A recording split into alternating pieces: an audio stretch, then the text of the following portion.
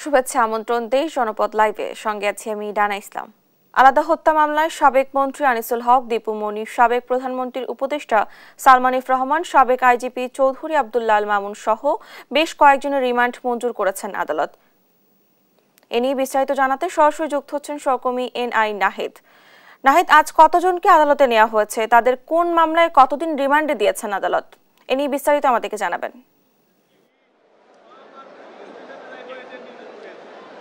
ধন্যবাদ ডানা ইসলাম। যেমনটি আপনি বলছিলেন, এই মুহূর্তে আমি আছি ঢাকার চিফ মেট্রোপলিটন আদালতের সামনে। আপনার আজকে সকালে বেশ কয়েকজন অর্থাৎ 11 জনকে রিমান্ডের জন্য আদালতে শুনানির জন্য আনা হয়েছিল। তো তাদের মধ্যে ছিল মঙ্গলবার ঢাকার মেট্রোপলিটন ম্যাজিস্ট্রেট শাহিন রেজার শুনানি হয়। শুনানির শেষে বৈষম্য বিরোধী ছাত্র আন্দোলনের রাজধানীর যাত্রাবাড়ি, নিউ মার্কেট, রমনা ও মোহাম্মদপুর থানার মোট 9টি হত্যা মামলায় আসামিদের 10 দিন করে রিমান্ড চায় পুলিশ। তখন রিমান্ডের শুনানিতে যাত্রাবাড়ি থানার মামলায় দীপু মনি, জোনায়েদ আহমেদ পলক, সালমান এফ রহমান, আব্দুল আল মামুনের 5 দিনের রিমান্ড মঞ্জুর করেন আদালত। এদিকে যে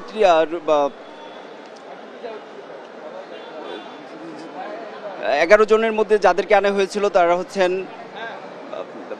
সাবেক আইনমন্ত্রী আনিসুল হক, প্রধানমন্ত্রীর সাবেক উপদেষ্টা সালমান এফ রহমান, সাবেক সমাজ কল্যাণ মন্ত্রী দীপু মনি, সাবেক ডেপুটি স্পিকার শামসুল হক টুকু, সাবেক তথ্য যোগাযোগ প্রতিমন্ত্রী জোনায়েদ আহমেদ পলক, ওয়ার্কার্স পার্টির সভাপতি রাশেদ খান মেনন, জাতীয় সমাজতান্ত্রিক দলের জাসদের সভাপতি হাসানুল হক ইনু, সাবেক আইজিপি শহীদুল হক ও সাবেক ডিবি মশিউর রহমান। তো বিভিন্ন থানায় বিভিন্ন মামলায় একই থানায় আর পৃথক আরেকটি মামলায় আইজিপি ও শহীদুল হক ও সাবেক ডিসি ডিবি মশিউর রহমানের 4 দিনের রিমান্ড মঞ্জুর করেছেন আদালত। আর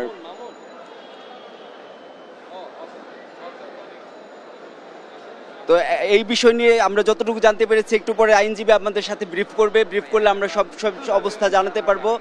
তো আদালত প্রাঙ্গণ থেকে এই ছিল আমার কাছে সব শেষ। ধন্যবাদ আপনাকে। আদালত প্রাঙ্গণে যুক্ত ছিলেন আমাদের সহকর্মী। ময়মনসিংহের হালুয়াঘাট, ধোবাউড়া ও ফুলপুরে বন্যা পরিস্থিতির আরও অবনতি ঘটেছে। পানিবন্দী 1.5 লক্ষাধিক মানুষ। এ নিয়ে জানাতে ময়মনসিংহ থেকে সরাসরি যুক্ত হচ্ছেন সহকর্মী ইলিয়াস আহমেদ। ইলিয়াস, বন্যা পরিস্থিতি কেমন দেখছেন? ময়মনসিংহ হালুয়াঘাট, ধোবাউড়া উপজেলায় বন্যা পরিস্থিতি কিন্তু আরো অবনতি হয়েছে। অর্থাৎ আজকে সকাল থেকে থেমে থেমে বৃষ্টি হয় অন্তত 30টির মতো গ্রাম প্লাবিত হয়েছে বলে প্রশাসন থেকে আমাদেরকে সেই বিষয়টি নিশ্চিত করা হয়েছে। আমি এখন রয়েছি ধোবাউড়া উপজেলার গোয়াতলা ইউনিয়নের আইলাতলি আশ্রয়ণ প্রকল্পে রয়েছে। অর্থাৎ এই আশ্রয়ণ প্রকল্পে 26টি ঘর রয়েছে। এখানে কিন্তু স্থানীয় বাসিন্দা যারা আছেন তারা কিন্তু অনেক দিন ধরেই দুর্ভোগের মধ্যে আছেন। অর্থাৎ তারা বলছেন যে গত 1 সপ্তাহ ধরে তারা কিন্তু এই পানির মধ্যেই বসবাস করছেন এবং বিশেষ করে আজকে সকাল থেকেই তাদের ঘরে কিন্তু পানি ওঠার উপক্রম হয়েছে। সেই চিন্তায় কিন্তু এখানকার বাসিন্দারা আছেন এবং তারা বলছেন যে এখনো পর্যন্ত সরকারের কোনো ধরনের সহযোগিতা কিন্তু তাদের কাছে পৌঁছেনি, সেই বিষয়টি বলছিলেন। অর্থাৎ গতকাল সন্ধ্যার দিকে বেসরকারি একটি সংগঠনের উদ্যোগে তাদের মাঝে কিন্তু বিরানি বিতরণ করা হয়েছে। অর্থাৎ তারা কিন্তু এখনো পর্যন্ত কোনো ধরনের শুকনা খাবার কিংবা ঔষধ কিন্তু এখনো পর্যন্ত পাননি। যদিও জেলা এবং উপজেলা প্রশাসন থেকে বলা হচ্ছে যে বন্যা দুর্গত যারা রয়েছেন তাদেরকে কিন্তু নানানভাবে সহযোগিতা করা হচ্ছে, কিন্তু আমরা দেখেছি বেশ কিছু এলাকা ঘুরে তারা বলছেন যে শুকনা খাবার সহ ঔষধের সমস্যায় কিন্তু তারা ভুগছেন। সেই সমস্যা কিন্তু কোনোভাবেই দূর হচ্ছে না এবং তাদের যে কাঙ্ক্ষিত সহযোগিতা সেটি কিন্তু তারা প্রশাসন থেকে পাচ্ছেন না, সেই বিষয়টি কিন্তু বলছিলেন। আইলাতলি আশ্রয়ণ প্রকল্পের বাসিন্দা যারা আছেন তারা কিন্তু এমনিতেই আমরা জানি যে তারা অনেকটাই অভাবগ্রস্ত এবং এই বন্যার পানির কারণে তাদের যে দুর্ভোগ সেটি কিন্তু আরো বেড়েছে এবং বিশেষ করে শিশু বাচ্চাদের নিয়ে তাদের চলাচল অনেকটাই দুরূহ হয়ে পড়েছে। সেই বিষয়টি কিন্তু আমরা সকাল থেকে তাদের সঙ্গে কথা বলেছিলাম এবং খোঁজ খবর নিয়ে তাদের কাছ থেকে কিন্তু আমরা জানতে পেরেছি এবং তারা চাচ্ছেন যে সরকার যেন তাদেরকে সহযোগিতা করেন, না হয় তারা ঘুরে দাঁড়াতে পারবেন না, কিন্তু তারা সেই বিষয়টি বলছিলেন। যদি আমরা একটু যুক্ত হতে চাই, এই যে আপনাদের বাড়িঘরে পানি উঠেছে, আপনারা আসলে কিভাবে চলছেন? আমাদের চলতে খুব কষ্ট হইতেছে, কাজ কাম করতে পারতেছে না কেউ। তারপরে ঘরের থেকে বাইরে পানি, হাতে পায়েও সমস্যা হয়, এত পানি পারলে ওষুধ পাতি নাই, খাওয়ারও সমস্যা করে। সব দিকেই আমরা দুর্ভোগে আছি। এখন যদি এর পক্ষে থেকে সরকার থেকে যদি আমাদের কিছু অনুদান দিত বা কোনো সাহায্য করতো আমাদের অনেকটা উপকার হইতো, বা পোলা পানি নিয়ে একটু ভালোভাবে থাকান যেত। ঘরে দুয়ারে পানি, বাইরেতে পারতেছি না। বন্যা দুর্গতরা বলছিলেন যে তাদেরকে যদি একটু সহযোগিতা করা হতো, অর্থাৎ শুকনো খাবারের পাশাপাশি যদি ওষুধ দেওয়া হতো তাহলে তারা অন্তত কিছুটা হলেও চলতে পারতেন। যদিও জেলা প্রশাসন থেকে বলা হচ্ছে 3টি উপজেলায় 63 মেট্রিক টন চাল এবং নগদ 7 লাখ টাকা তারা কিন্তু বন্যা দুর্গতদের জন্য দিয়েছেন। যদিও এখানকার বাসিন্দারা বলছেন তারা পাননি। এই ছিল আমার কাছে ময়মনসিংহের বন্যা দুর্গত এলাকা নিয়ে সর্বশেষ। ধন্যবাদ আপনাকে। ময়মনসিংহ থেকে বন্যা পরিস্থিতির খবর জানাচ্ছিলেন আমাদের সহকর্মী। দেখছেন দেশ জনপদ লাইভ।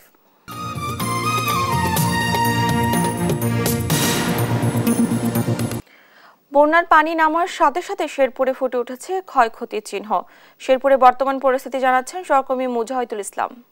স্মরণকালের সবচেয়ে ভয়াবহ বন্যার কবলে পড়ে শেরপুর।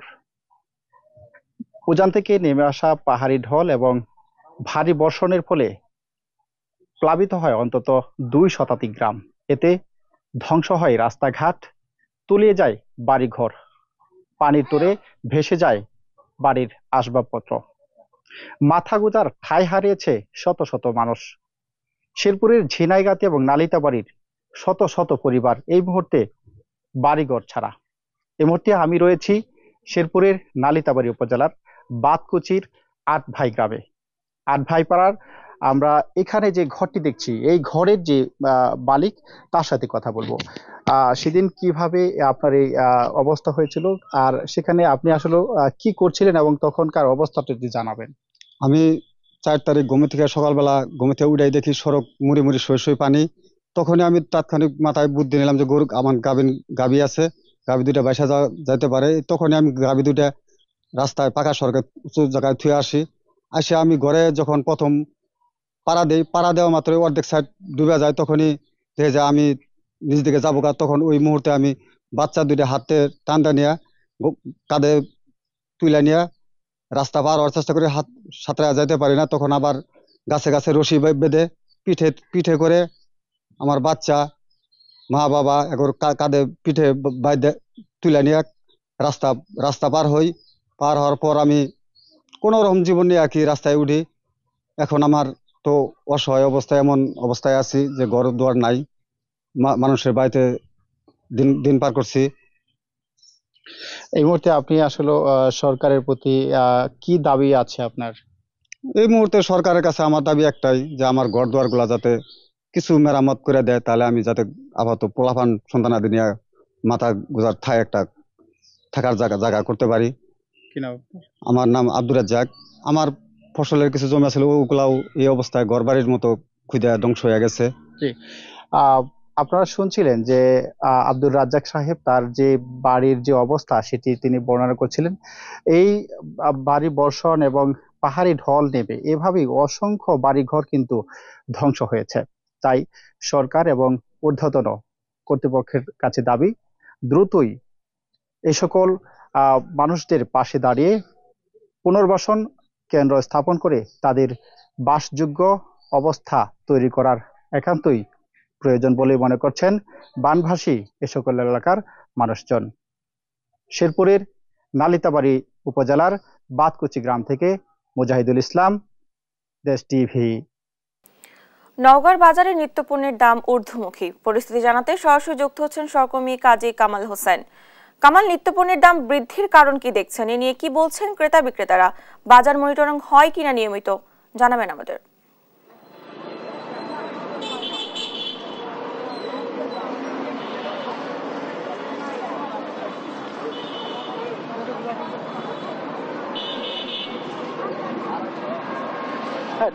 ডানা, আমি এখন দাঁড়িয়ে আছি নওগাঁর সি অফিস মোড়ের সবচাইতে বড় খুচরা বাজারে। আমি জানিয়ে রাখি যে নওগাঁয় 1 সপ্তাহের ব্যবধানে সব রকমের শাকসবজির দাম বেড়েছে 20 থেকে 30 টাকা করে। হঠাৎ করে বৈরী আবহাওয়া, বৃষ্টির কারণে ফসলের মাঠের ক্ষতি হওয়ায় এই দাম বৃদ্ধির কারণ বলে জানিয়েছেন ব্যবসায়ীরা। এখন এই দাম বৃদ্ধির কারণে, হঠাৎ করে দাম বৃদ্ধির কারণে নিম্ন আয়ের এবং খেটে খাওয়া মানুষরা পড়েছে চরম বিপাকে। নিত্য জিনিসপত্রের দাম বৃদ্ধির কারণে নিম্নবিত্ত এবং মধ্যবিত্ত মানুষেরাও পড়েছে চরম বিপাকে, তারা কেনাকাটায় হিমশিম খাচ্ছে।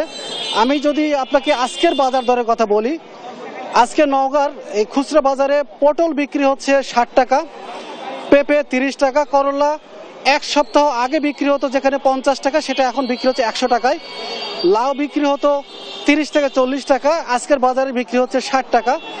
তবে আলু মূলা অপরিবর্তিত রয়েছে 50 থেকে 60 টাকা। শশা বিক্রি হচ্ছে 60 টাকায়, কচু বিক্রি হচ্ছে 80 টাকায়, কচুর লতি 100 টাকায়, বেগুন 80 টাকার জায়গায় আজকে হঠাৎ করে বৃদ্ধি পেয়ে 100 টাকা বিক্রি হচ্ছে। আর সবচাইতে ভয়াবহ অবস্থা কাঁচা মরিচে।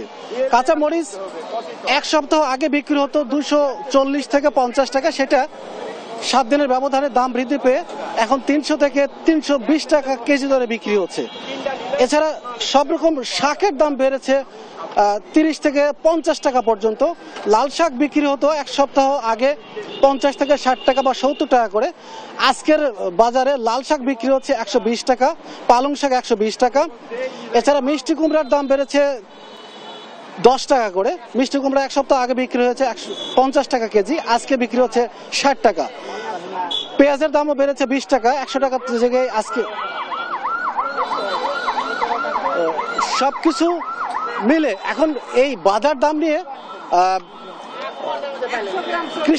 কৃষকদের দাবি যে হঠাৎ করে বৈরী আবহাওয়া এবং বৃষ্টির কারণে মাঠের ক্ষতি হয়েছে এবং মাঠের ক্ষতি হওয়ার কারণে যোগান কমে যাচ্ছে। এই যোগান কমে যাওয়ার কারণে মূলত শাকসবজির দাম বেড়ে গেছে বলে জানিয়েছেন কৃষকরা। তো এই ছিল নওগাঁ থেকে নিত্য প্রয়োজনীয় দামের সর্বশেষ অবস্থা। ডানা, ধন্যবাদ আপনাকে। নওগাঁ থেকে বাজার দরের খবর জানাচ্ছিলেন আমাদের সহকর্মী। দেখছেন 23 জনপদ লাইভ।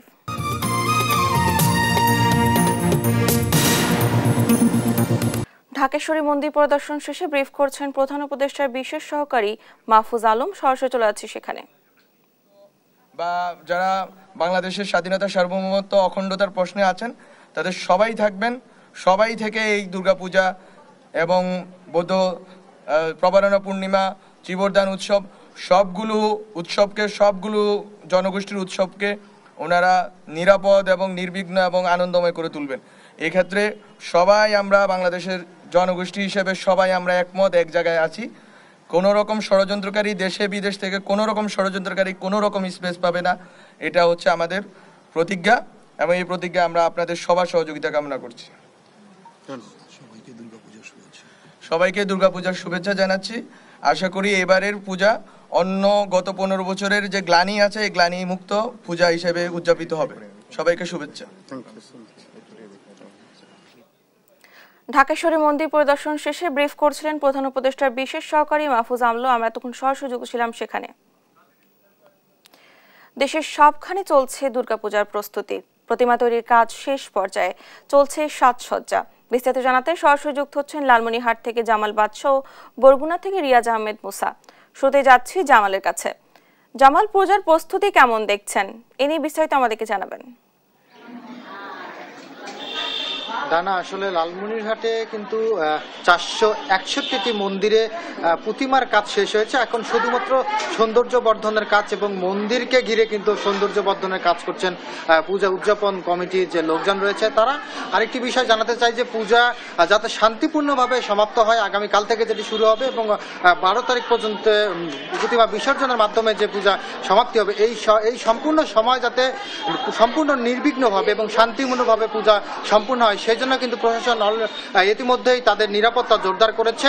এছাড়া কিন্তু যে রাজনৈতিক সংগঠনগুলো রয়েছে তারা কিন্তু গতকালকে রাত থেকেই মন্দিরে মন্দিরে তাদের স্বেচ্ছাসেবক নিয়োগ করেছেন যাতে মানুষ কোনো ধরনের অপ্রীতিকর ঘটনার সম্মুখীন না হয় এবং পূজা মণ্ডপ শান্তিপূর্ণভাবে পরিদর্শন করতে পারেন, যাতে হিন্দু সম্প্রদায়ের লোকজন সবচেয়ে তাদের যে ধর্মীয় বড় উৎসব দুর্গাপূজা সেটি যাতে উপভোগ করতে পারে। আমি এই মুহূর্তে লালমনিরহাটের গোশালা মন্দিরে রয়েছি। আমার পাশে রয়েছে লালমনিরহাট জেলা পূজা উদযাপন পরিষদের সভাপতি। আমি একটু কথা বলতে চাই হীরালাল রায় মহোদয় আপনার সঙ্গে। আপনি জানাবেন যে আপনাদের এই পূজাকে ঘিরে কি ধরনের প্রস্তুতি রয়েছে এবং নিরাপত্তা আপনারা কেমন আয়োজন করেছেন এবং সব মিলিয়ে কোনো শঙ্কা রয়েছে কিনা? ধন্যবাদ। বাংলাদেশ পূজা উদযাপন পরিষদ এবং লালমনিরহাট জেলার পক্ষ থেকে আমি দেশবাসীকে আমার আগামী শারদীয় দুর্গা উৎসব উপলক্ষে সবাইকে আন্তরিক শুভেচ্ছা এবং ধন্যবাদ জানাচ্ছি। আমরা ইতিমধ্যেই আমাদের 461টি পূজা মণ্ডপে সারা জেলায় আমরা প্রস্তুতি সম্পন্ন করেছি। এই যাবৎ পর্যন্ত সরকার কর্তৃক আমরা প্রতিশ্রুতি পেয়েছি 8 স্তর বিশিষ্ট নিরাপত্তা বেষ্টনী ইতিমধ্যেই গঠন করা হয়েছে। সেনাবাহিনী, বিজিবি, পুলিশ, আনসার সহ আমরা বিভিন্ন এখানকার স্থানীয় অন্যান্য দলের প্রতিনিধিবৃন্দ এবং আমার স্বেচ্ছাসেবকবৃন্দ সম্মিলিতভাবে আমরা পূজা যেন সুষ্ঠু এবং সুন্দরভাবে সম্পন্ন হয় সে ব্যাপারে আমরা ব্যবস্থা গ্রহণ করেছি। আমাদের বিশ্বাস অবশ্যই সুন্দর এবং সুষ্ঠুভাবে পূজা সম্পন্ন হবে, কোনো নির্বিঘ্নে আমরা পূজা করতে পারবো, এটা আমাদের বিশ্বাস। ধন্যবাদ আপনাকে। আসলে একটি বিষয় জানাতে চাই যে আমি আনসার বাহিনী যে লালমনিরহাটের দায়িত্বে রয়েছে কমান্ডার মুজিবুল হক, তার সাথে কথা বলেছি। তিনি আমাদেরকে জানিয়েছেন যে লালমনিরহাটের 461টি যে পূজা মণ্ডপ রয়েছে তাদের এই 461টি পূজা মণ্ডপে প্রায় 3000 আনসার বাহিনী কর্মরত থাকবেন এবং এছাড়া কিন্তু পুলিশ তাদের বিট অফিসার, যে ইউনিয়ন ভিত্তিক যে বিট অফিসার নির্বাচন করা হয়েছে সেগুলোর পাশাপাশি স্ট্রাইকিং ফোর্স অর্থাৎ জরুরি প্রয়োজনে তাদের যে বাহিনীর সদস্যরা রয়েছে তারা কাজ করবে। বিজিবি দায়িত্ব পালন করছে। এছাড়া কিন্তু রাজনৈতিক দল এবং সেনাবাহিনী সব মিলিয়ে এই পূজাকে নির্বিঘ্নে এবং শান্তিপূর্ণভাবে সমাপ্ত করতে প্রশাসন থেকে শুরু করে রাজনৈতিক দল এবং যারা পূজার সাথে সম্পৃক্ত পূজা উদযাপন কমিটির নেতৃবৃন্দ রয়েছেন তারা সকলেই সর্বস্তরের নিরাপত্তা কিন্তু আসলে জোরদার করেছেন। আগামী কাল থেকে কিন্তু আসলে এই পূজার শুরু হতে যাচ্ছে এবং যেটি আগামী 12 তারিখে কিন্তু আসলে প্রতিমা বিসর্জনের মাধ্যমে সমাপ্ত হবে। আমরা পূজার আরো খবর জানাতে, অর্থাৎ এই প্রতিমার কাজ শেষ হয়েছে এবং আগামী কাল থেকে পূজা শুরু হবে, এই ধরনের আরো খবর জানাতে এবার যেতে চাই বরগুনায়। সেখানে রয়েছেন সহকর্মী মুসা। জানাবেন যে আপনার এখানে সার্বিক পূজার প্রস্তুতি কেমন দেখছেন? ধন্যবাদ জামাল। আপনি যেমন বলছিলেন যে আসলে সারা বাংলাদেশেই কিন্তু পূজার যে উৎসব সেটি কিন্তু শুরু হয়ে গিয়েছে। আমি এখন আকরাবাড়ি মন্দিরে রয়েছে, এখানেও কিন্তু সাজ রব এবং যারা দর্শনার্থীরা আসছেন এবং দেখছেন। আমরা সরাসরি একজন পূজা উদযাপনের কর্মকর্তার সাথে কথা বলার চেষ্টা করব কি ধরনের প্রস্তুতি আপনারা নিয়েছেন এবং সার্বিক বিষয় আমাদের একটু জানান। আমাদের আপনারা তো দেখতেই পাচ্ছেন আমাদের এই সার্বজনীন মদনমোহন জিউরু মন্দির আকরাবাড়িতে আমাদের সার্বিক প্রস্তুতি আমাদের শেষ পর্যায়ে। আমাদের আজকে সন্ধ্যার পরে আমাদের বোধন পূজা দিয়ে মায়ের আগমনী যে বার্তা আমরা আজকে হতে দেব। আমাদের এখানে আইন শৃঙ্খলা পরিস্থিতি, নৌবাহিনী, পুলিশ প্রশাসন এবং প্রশাসনের নিশ্চয়ই অবগত আছেন 11টার পর আমাদের ঊর্ধ্বতন প্রশাসনের কর্মকর্তারা আকরাবাড়িতে আসবে এবং আইন শৃঙ্খলা পরিস্থিতি আমার এখানে ভালো। আমাদের এই মন্দিরে আমরা কোনো আশঙ্কা নেই যে আমাদের আইন শৃঙ্খলা নিয়ে আমরা সুন্দর সুষ্ঠু একটি শারদীয় উৎসব উদযাপন করতে পারবো।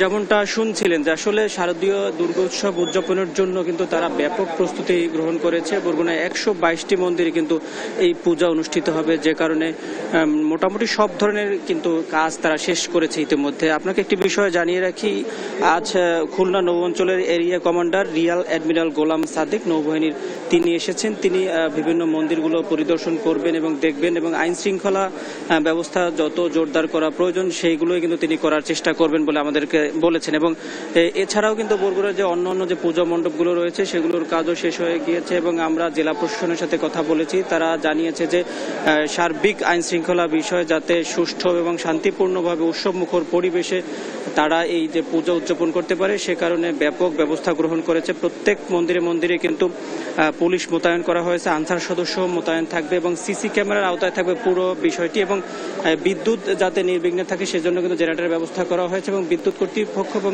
যেটা বলার চেষ্টা করেছেন যে যেসব মন্দিরে বিদ্যুৎ ব্যবস্থা নেই সেসব মন্দিরেও কিন্তু বিদ্যুৎ ব্যবস্থা গ্রহণ করা হয়েছে যাতে কোনো অপ্রীতিকর কোনো ঘটনা না ঘটে। এই ছিল বরগুনা থেকে আমার কাছে সর্বশেষ। ধন্যবাদ আপনাদেরকে। লালমনিরহাট ও বরগুনা থেকে পূজার প্রস্তুতি সম্পর্কে জানাচ্ছিলেন আমাদের সহকর্মীরা। দেখছেন 23 জনপদ লাইভ।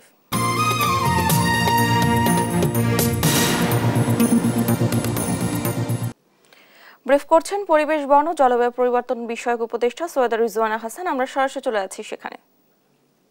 ঐতিহ্য বলাটা তো আন্ডারস্টেটমেন্ট হয়ে যায়, এটা একটা গ্লোবাল ঐতিহ্য, তাই না? আর তো কোথাও সুন্দরবন নেই। কাজে সুন্দরবন নিয়ে যারা আন্দোলন করেছেন তার মধ্যে তো আমিও ছিলাম, যারা রাস্তায় হেঁটেছেন তার মধ্যে আমিও ছিলাম। তো আমার যে দরদটা ওইটা চলে যাবার কোনো কারণ নেই। এবং সুন্দরবনে এই যে বললাম যে তদন্ত রিপোর্টটা it's public, you can take it. মানুষের অন্য যেগুলো কনসার্ন ছিল যে কোল ডাস্টটা, সেটাও আমরা দেখছি, বাট ইটস আ প্রসেস এবং it will require us to modify certain things. It may require us to modify certain things. আপনাকে যেটা বলি বা আপনাদেরকে যেটা বলে আশ্বস্ত করতে চাই যে শুধু সুন্দরবন না, সুন্দরবন বাঁচাতে হবে কারণ এটা বৈশ্বিক ঐতিহ্য। পাশাপাশি আমরা কিন্তু শালবন বাঁচানোরও উদ্যোগ গ্রহণ করেছি। শালবনের যে 41,000 একর বন ছিল, যেটা নামতে নামতে এখন 20,000 এসছে, আসলে বন আছে 3,000-এ, সেটার কাজও শুরু করেছি। আর আমাকে যদি বলেন যে আপনি এটা 41,000 একর আমাদেরকে কবে ফেরত দিতে পারবেন, এটার উত্তর আমার কাছে নাই। আমি দেখবো যে 3,000টাকে কতটুকুন আমি বাড়াতে পারি, সেটুকুন আমি আমার সর্বোচ্চ দিয়ে চেষ্টা করব। এবং সেখানে আপনারাও থাকবেন, আপনারাও যাবেন শালবনে, গিয়ে দেখবেন শালবনে আকাশমণি আছে কিনা, গিয়ে দেখবেন শালবনে ইউক্যালিপটাস আছে কিনা, গিয়ে দেখবেন শালবনের কোন জায়গাটা বেশি দখল হচ্ছে, কোন জায়গাটা কোথায় আমাদের বনবাসীদের সাথে কনফ্লিক্ট হচ্ছে এবং ওইটাকে আমাদের নিরসন করা দরকার। এই কাজগুলো শুরু হয়েছে, 2টা মিটিং ইতোমধ্যে হয়েছে। শালবনটা যদি আমরা ফেরত না নিই, একটু আগে শুনলেন যে বাঘ কেবল সুন্দরবনেই ছিল না, টাঙ্গাইলেও ছিল। আমাদেরকে তো কিছু কাজ ফেরত আনারও কাজ করতে হবে। একটা ইকোসিস্টেম ধ্বংস হয়ে গেলে বলে এটা রেস্টোর করতে 100 বছর লাগবে। আমাদের তো রেস্টোরেশনের কাজই শুরু হয় নাই, তো আমরা রেস্টোরেশনের কাজটা শুরু করে দিই। সুন্দরবন সেটা হচ্ছে আমরা দেখেছি যে সুন্দরবনের যে অনেক জায়গাতে ইকো রিসোর্ট গড়ে উঠছে, তার মধ্যে যেখানে আসলে পর্যটকদের আনাগোনা বেশি সেখানে প্লাস্টিকের ব্যবহার বেশি হয়। সুন্দরবনে যে সকল রিসোর্ট এখন হচ্ছে সেখানে কি আপনারা কোনো উদ্যোগ অনুমোদন দিচ্ছেন কিনা, নাকি অবৈধভাবে হচ্ছে? আচ্ছা,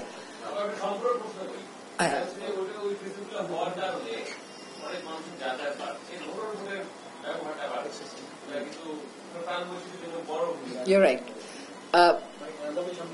সুন্দরবনে আসলে we are planning a visit there. এই ভিজিটটা কেবল আমি আর বন বিভাগ করব না, সুন্দরবন নিয়ে দীর্ঘদিন যাবৎ কাজ করেন এমন বিশেষজ্ঞদেরকে নিয়ে কি কাজ করা উচিত আর কি কাজ আর কন্টিনিউ করা উচিত না তার একটা তালিকা করে আমরা কাজে নামবো।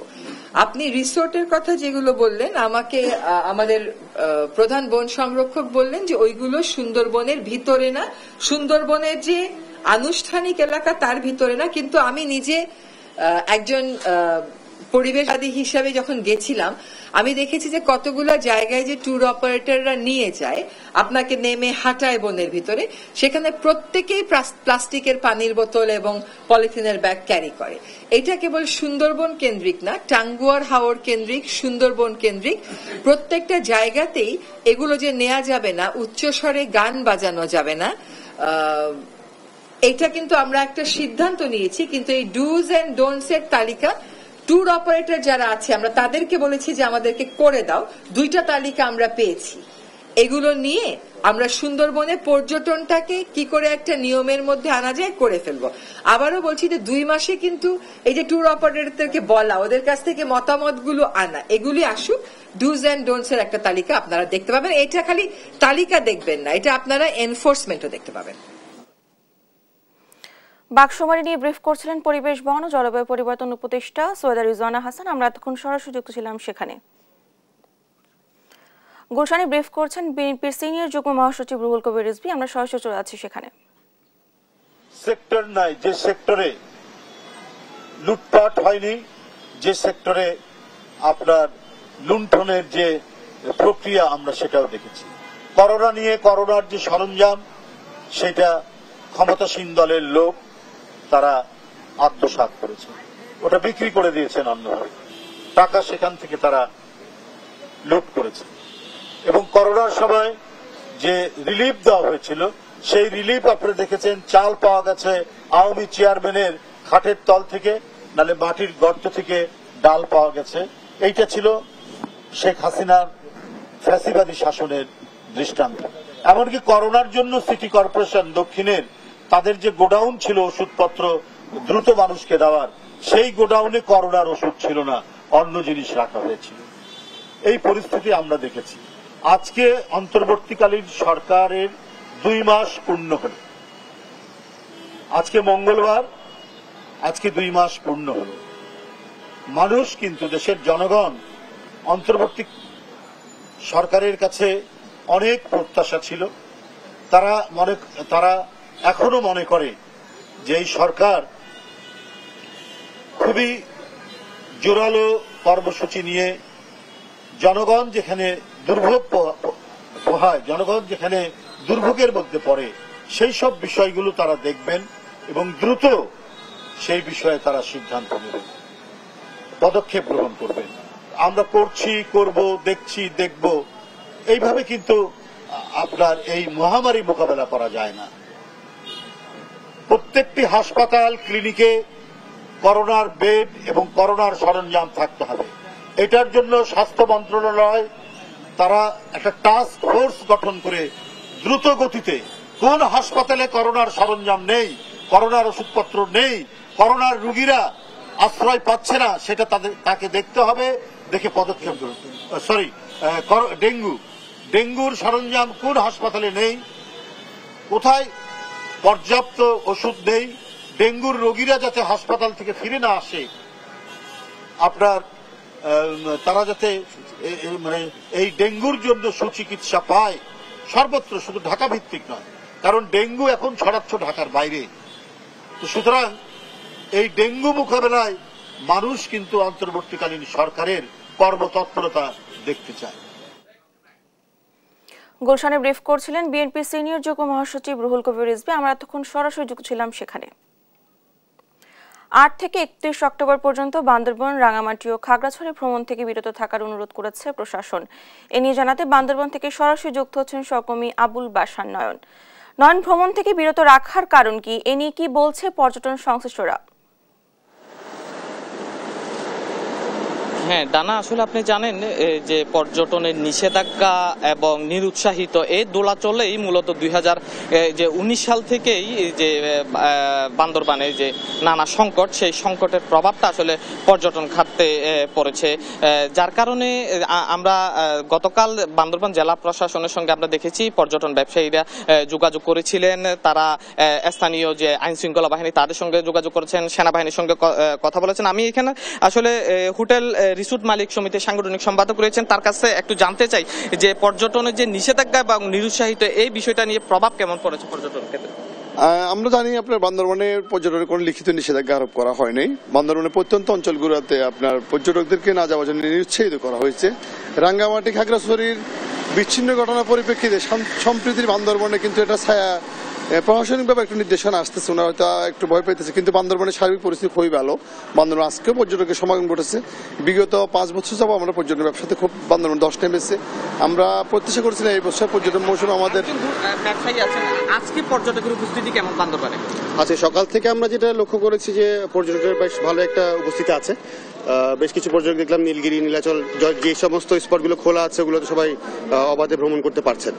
তো যেটা আমাদের সংসদ সাহেব বললেন যে অ্যাকচুয়ালি লিখিত কোনো নিষেধাজ্ঞা না থাকায় ব্যাপারটা আসলে একটু পর্যটকের হ্যাঁ, আপনি আসলে যেমনটি শুনছিলেন প্রশাসনের পক্ষ থেকে যে নিরুৎসাহিত বা বিধিনিষেধ এর দোলাচলেই আসলে পর্যটন ব্যবসায়ীরা একটা বেকায়দায় পড়েছে। একজন ব্যবসায়ীর সঙ্গে কথা বলছিলাম, তিনি জানাচ্ছিলেন আজকেও বান্দরবানে পর্যটকের উপস্থিতি রয়েছে। আমরা একটু আগে বিভিন্ন পর্যটন স্পট ঘুরে দেখেছি, বেশ কিছু পর্যটকের উপস্থিতি আমরা আসলে দেখেছি।